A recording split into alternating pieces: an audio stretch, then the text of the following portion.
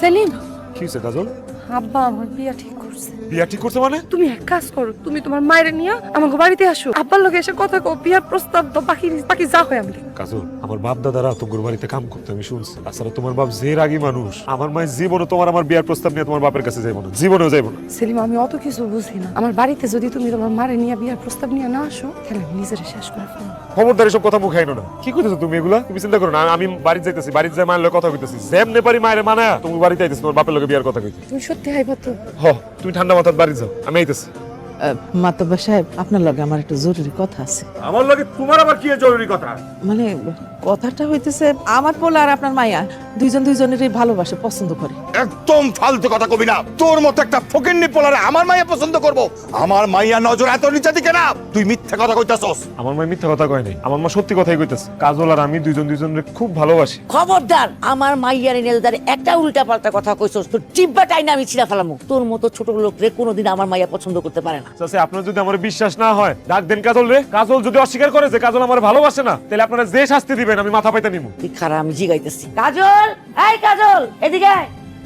তুই বল রে ভালোবাসস, পছন্দ করস? ভালোবাসি। বেয়াদব মাইয়া, তোর কত বড় সাহস, একটা ছোট লোকের বাচ্চা তুই ভালোবাসস? আর একবার এই কথা করে তোর গলা টিপা আমি মাইরা ফেলাম। ওরে মাইয়া ফেলাও। ছি ছি ছি, এটা যে আমার মাইয়া, আমার ভাবতেই লজ্জা লাগতাছে। এটা ফকিন্নির পোলার লগে প্রীতির সম্পর্ক। তোরে না মন চাইতাছে কয়টা টুকরা টুকরা করে ফেলাই। আচ্ছা চাচা, আমি আপনার পায়ে ধরি চাচা। চাচা, কাজল আপনি আমার হাতে তুলে দেন চাচা। আমি কাজলের ভালোবাসি, কাজলের ছাড়া আমি বাঁচুম না। আমি আপনাকে স্যার কিচ্ছু চাই না চাচা, শুধু কাজলের ভিক্ষা চাই। কাজলের আমার কাছে ভিক্ষা দেন। ওরে মারতে মারতে মারতে মারা ভাবো। ওই ফকিন্নি বাচ্চা, তোর এত বড় চোখ, আমার মাইয়া ভালো হতো। চাপা। এই কাজল, ওঠ। কি ব্যাপার আব্বা, আম্মা এত রাইতে আমার ঘরে? কোনো কথা কবি না, চুপ করে বসে থাক, কাজ আছে। আব্বা, আম্মা, উনি এত রাইতে আমাকে বাড়িতে কাজে নিয়েছে কেন? তোর বিয়া পড়াইবো। দিনের বেলা বিয়া দিলে ওই ফকিন্নির বাচ্চা সেলিম আইসা বাধা দিত, তাই গভীর রাতে তোর আমি বিয়া দেব। জামালের লোকে তোর বিয়া হইব। কাই সাহেব, বিয়া পড়ান। না না কাজী সাহেব, আপনি খবরদার কোনো বিয়া পড়াবেন না। আব্বা, আব্বা, আমি বিয়া করবো না, আমারে জোর করো না। আমি জোর করলেও বিয়া করবো না, আমারে জোর করো না। তোরে আমি জোর করেই বিয়া দেবো, এছাড়া তো আমার আর কোনো উপায় নাই। জোর করে বিয়া দিলে তুমি খালি আমার দেহটারে বিয়া দিতে পারবা আব্বা, আমার মনটারে তো দিতে পারবা না। আমি না একজনের অনেক ভালোবাসি, তার নাম সেলিম। আমি না তারে স্যার অন্য কারো জামাই হিসেবে মাইনে নিতে পারবো না। আপনি আমার বিয়া করেন না, আমি আপনার মনও দিতে পারবো না, ভালোবাসাও দিতে পারবো না। আপনি আমার বিয়া করেন না। আম্মা শুনুন, আমি তোমার পায়ে ধরি আম্মা। আম্মা এই বিয়া দিও না আম্মা। আম্মা তুমি তো জানো আমি সেলিমের অনেক ভালোবাসি, ওর স্যার আমি জামাই হিসেবে করে মানতে পারবো না আম্মা। এই জামাল নেই, তোর বিয়া করতে হইব, নইলে এই পিসের বোতল দেখতে সস্তাব, এই পিস খায়া তোর মার আমি কইরা যাবো। নেই পিসের বোতল দে, তুই নিজ হাতে আমগো খাওয়াইয়া দে, আবার বইরা যায়, তারপর তুই সেলিমের কাছে চলে যাবি। কাজল, পৃথিবীতে বাবা মার উপরে কিছু নেই, তুমি এই ভুল কইরো না। আরে প্রেমিক গেলে প্রেমিক পাবা, বাবা মা চলে গেলে কোনোদিন বাবা মা পাবা? কাজল, তুমি আমার বিয়ে করো, তোমার আব্বা আম্মার জীবনটা বাঁচাও।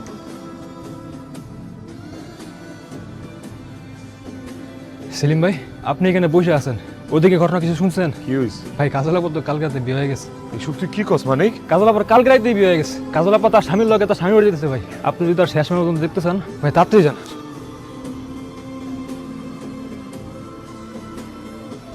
তার মানে আমি যা শুনছি সব সত্যি? তুমি আসলেই বিয়া করে ফেলাইলা কাজল? কইরা ফেলাইছি। এই যে পাশে দেখতেছো, উনি আমার স্বামী, ওনার নাম জামাল, উনি ইটালিতে থাকে। আমি কয়েকদিন পর ইটালি যাবো।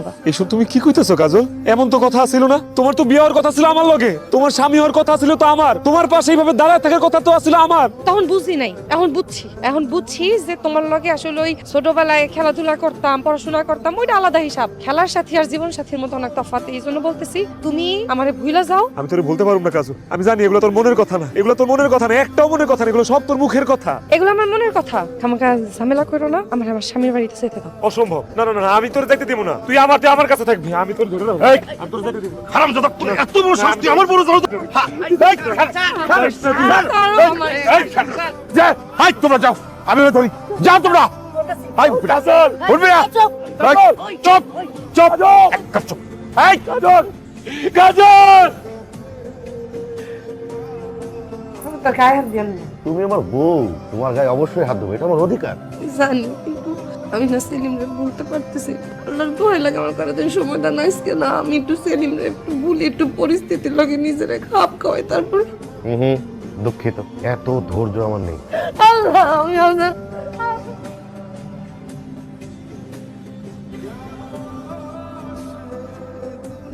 কাজল শরীরটা কেমন জানি খারাপ লাগতেছে তুমি আমার একটু পানি দাও না।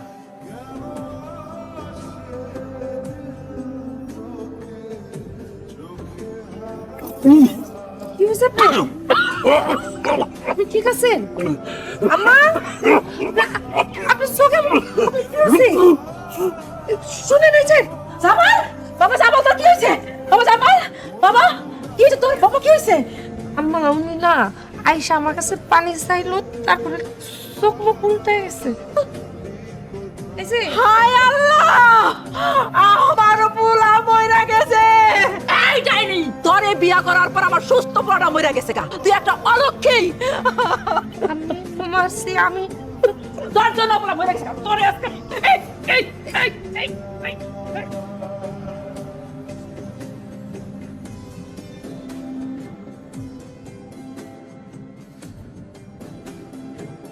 লাল শাড়ি পইরা বধূ সাইজা আমারে কান দেয় স্বামীর বাড়িতে গেলাম, এখন পরনে সাদা শাড়ি কেন? কারণ আমি বিধবা। বিধবা মানে? আমার স্বামী মরে গেছে, এই জন্য আমি বিধবা। এসব তুমি কি কও কাজল? তোমার স্বামী মরে গেছে? কেমনে মরছে? হার্ট অ্যাটাক করে মরে গেছে। আমার স্বামীটা মরে গেছে সেদিন। আর আমার স্বামীর মরার লেগা আমার শ্বশুর বাড়ির লোকজন, আমার শাশুড়ি আমারে দায়ী করতেছে। আমার লগে বিয়ে দেওয়ার পরে বলে আর বলে মরে গেছে, আমি রাক্ষসী। আমার শাশুড়ি আমার শ্বশুর বাড়ির লোকজন আমার এত অত্যাচার করছে, আমি না সহ্য করতে পারিনি, লেগে বাপের বাড়ি পড়ছি। আমি কোনোদিন স্বপ্নেও ভাবিনি আমি তোমার এইভাবে দেখো। তুমি না কইলা তুমি আমার সুখের লেগা সবসময় আল্লাহর কাছে দোয়া করতা, আমার লেগে আরেকটা দোয়া করতে পারবা? আমি যেন মইরা যাই, বুকের মধ্যে যে আগুন চলতেছে, আমি কাউরে বুঝাই করতে পারি। এর সাথে না আমার মইরা যাওয়া ভালো। সেদিন অনেক দোয়া করছো, আল্লাহর রাস্তে এই দোয়াটা কইরছো, তুমি মইরা যাই।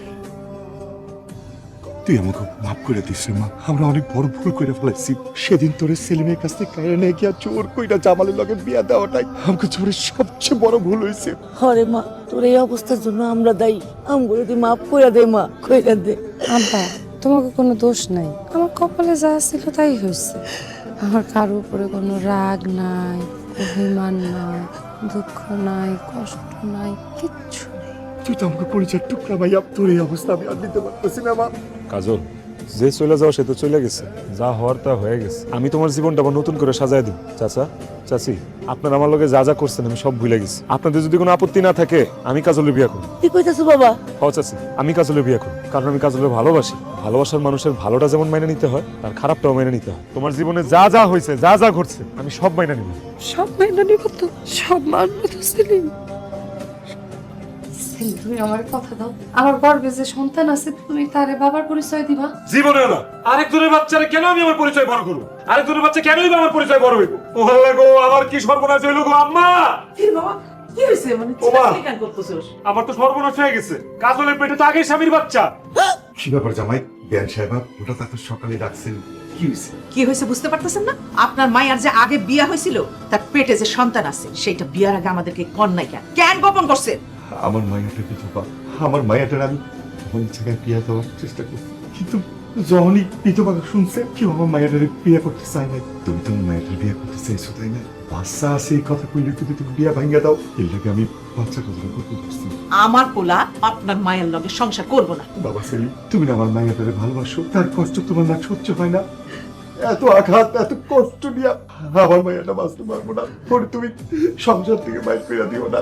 দেখেন, আমি কাজলের ভালোবাসি ঠিক আছে, তাই বলে আমি আরেকজনের সন্তানের কেন মাইনা দিব? আমি একটা সমাজে বাস করি, আমি এই সন্তানের মাইনা নিলেও সমাজ কিন্তু এই সন্তানের জীবনে মাইনা নিব না। আমি কাজলের বিয়ে করছি, তার লগে আমি সংসার করবো, আমার কোনো সমস্যা নেই, কিন্তু তার পেটে সন্তান আমি মাইনা নিব না। তাহলে আমি আর আমার সন্তানরা কি করবো সেলিম? কি করবা তুমি বুঝো না? যার সন্তান পেটে নিয়ে ঘুরতেছো তার বাড়িতে যাও। তোমার সন্তান না হওয়া পর্যন্ত তুমি সেই বাড়িতে থাকবা। সন্তান হইলে সেই সন্তান তাদের কাছে দিয়া তারপর তুমি আমার বাড়িতে আসবে, আমি তোমার লগে সংসার করবো। জানো সেলিম, আজকে একটা জিনিস বুঝতে পারছি, পৃথিবীতে প্রেম ভালোবাসা এগুলো কিচ্ছু নেই, সব স্বার্থ। আর একটা মানুষের স্বার্থে যখন আঘাত পড়ে না, তখন তার আসল চেহারা বাইরে যায়।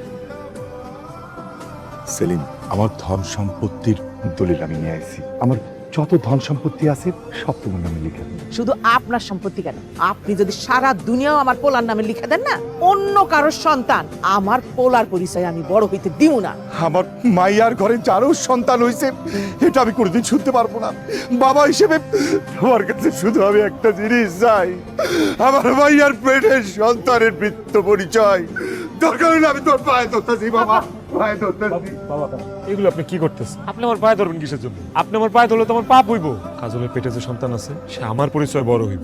আমি আসলে কিছুক্ষণের জন্য ভুলে গেছিলাম যে ভালোবাসার মানুষের দোষ গুণ সবকিছু ক্ষমা করেই তারে ভালোবাসতে হয়। কাজল তো পাপ করে না, তাইলে আমি কেন তার পেটে সন্তানের মাইনা নিব না? আজকে যদি আমি কাজল আর কাজলের পেটে সন্তানের মাইনা না নেই, তাহলে ভালোবাসার অমর্যাদায় পৃথিবীতে ভালোবাসা কইতে কিছুই থাকবো না। কাজল, তোমার পেটের সন্তান এখন তোমার একা সন্তান না, আমারও সন্তান। সত্যি